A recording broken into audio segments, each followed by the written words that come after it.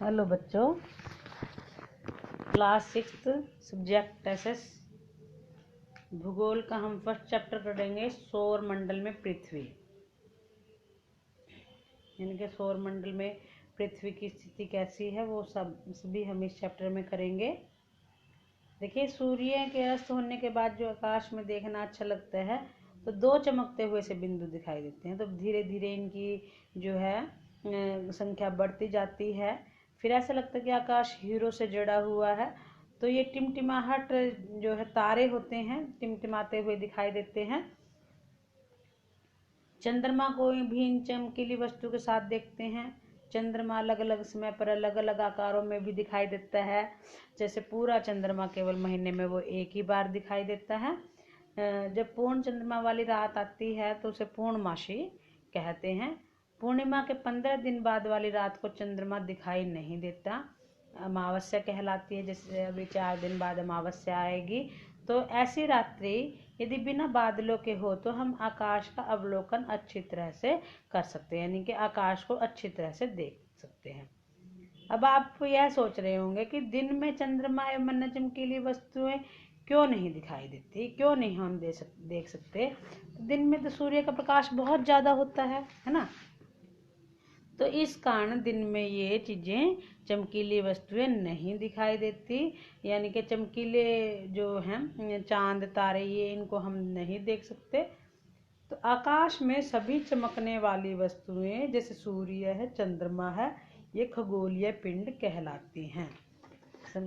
खगोलीय पिंड क्या होते हैं? सूर्य, चंद्रमा, ये जो सभी चीजें आकाश में दिखाई देती हैं ये खगोलीय पिंड कहलाती हैं।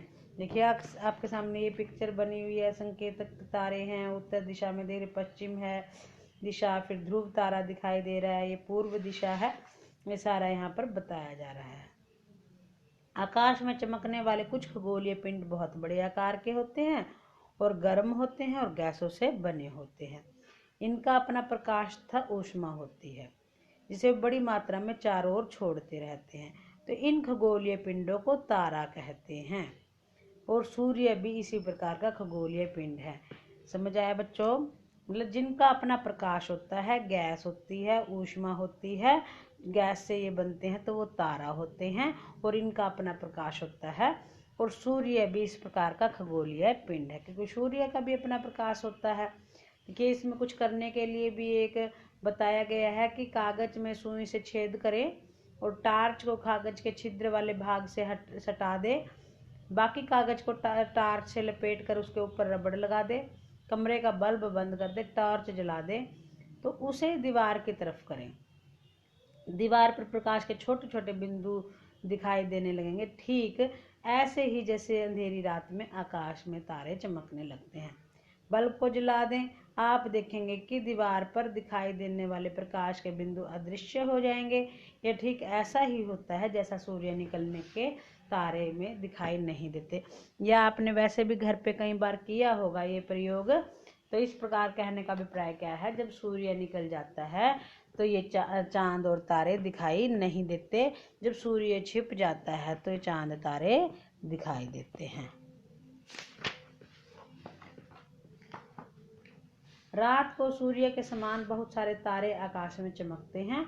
बहुत दूर होने के कारण इनकी ऊष्मा और प्रकाश को हम महसूस नहीं कर सकते। हमें रात को इतनी गर्मी थोड़ा ना लगती जैसे दिन में सूर्य निकलने के बाद जो है गर्मी लगती है। तो कुछ एक बातें बताई गई हैं। शनि, यूरेनस और बृहस्पति के इर्द गिर्द छल्ले हैं।